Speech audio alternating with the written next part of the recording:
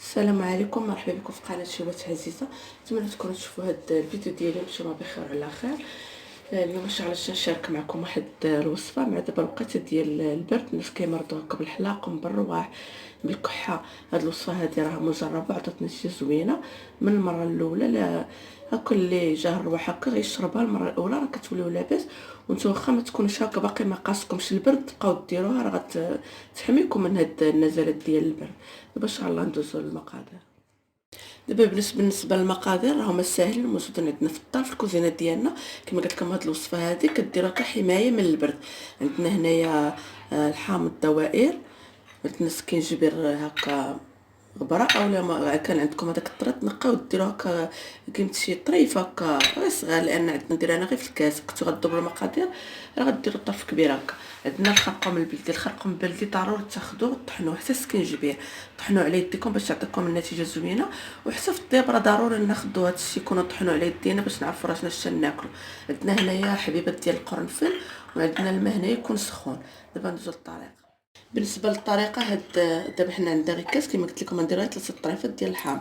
كناخذوا هكا دوائر ديال الحامض، كنخشيو فيهم هذا القرنفل. هاد القرنفل هذا حتى هو راه زوين هكا بالنسبه للناس اللي فيهم هكا يكون ضربنا هكا البرد ولا الحلاق. كما قلت لكم هاد الوصفه هذه راه مجربه وعطات نتيجه زوينه، قلت علاش لا ما نشاركش معكم. كنديروا 3 دوائر ديال الحامض، كنزيدوا هنا شي حبيبات ديال القرنفل. بالنسبه للسكينجبير كديروا هكا نص معلقه صغيره ديال السكينجبير. السكينجبير حتى هو راه زوين بالنسبه كما قلت لكم لهاد النزلات ديال البرد. والخرقوم حتى هو، الخرقوم راه كيقوي لنا حتى المناعه. تعطيو هاد المشروب هذا راه تقدروا تعطيوه حتى للاطفال ديالكم، راه ما فيه حتى شي اضرار ولا شي حاجه اللي غادي، بالعكس غادي ينفعهم بزاف في هاد البرد وما غيتاذوش بالبرد. كما قلت لكم غديروا هاد المشروب هذا بحال كديروا وقايه من البرد.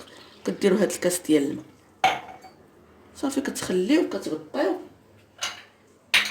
ضروري تغطيو وتخليو حتى يطلق هاد الدوائر ديال الحامض. طلق لينا في الماء والقرنفل وداك السكينجبير والخرقوم يعطيونا المنافع ديالهم هنا في الماء.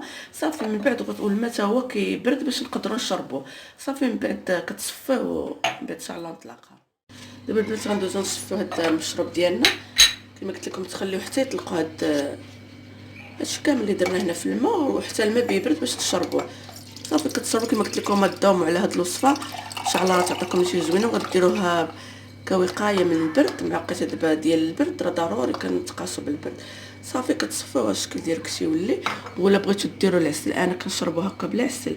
بغيتو تعطيو الاطفال ديالكم ديروا العسل، ولا مبغيتوش اختيار تيرجع لكم. اما العسل ضروري العسل يكون مزيان. صافي ديروا غير معلقه هكا صغيره، ولا مبغيتوش ما ديروش كاع نتوما كبار بغيتو ما ديروش العسل، بغيتو تعطيو الاطفال ديروا لهم شي ديال العسل. دابا البنات نتوما شفتوا الوصفه ديالنا راه ساهله وبسيطه. كما قلت لكم هاد الوصفه هذه راه مجربه عطات نتيجه زوينه، قلت علاش لا ما نشاركش معكم. ودابا مع وقيته ديال هاد البرد هذا راه كلشي ضروري شي واحد كتلقاه في الدار مريض بالبرد ديروا هاد الوصفه هذه قبل ما تقاسوا هكا بالبرد كوقايه من البرد، وراه ان شاء الله تعطيكم نتيجه زوينه. نتوما شفتوا كاع المواد اللي درنا فيه راه زوينين كيعطيونا واحد الطاقه. هذاك الخرقوم البلدي راه تيقوي لنا المناعه، السكينجبير حتى هو زوين، ما كاينش شي حاجه اللي غتخافوا منها. وكما قلت لكم تعطيوها حتى للاطفال ديالكم، راه كيعطيو نتيجه زوينه كيحميونا من هاد النزلات ديال البرد. نتمنى تجربوا هاد الوصفه ديال اليوم. كما قلت لكم انا متاكده الا جربتوها راه غتعجبكم حتى نتوما تولي معتمده عندكم، تبقاو كديروها للوليدات ديالكم. ودابا بقى غير نودعكم ونقول لكم مع السلامه في فيديو اخر. كيف ديما الا عجبتكم الوصفه وعجبكم محتوى القناه ديالي ديروا لي لايك وبارطاج باش تعم فائده للجميع. ومع السلامه.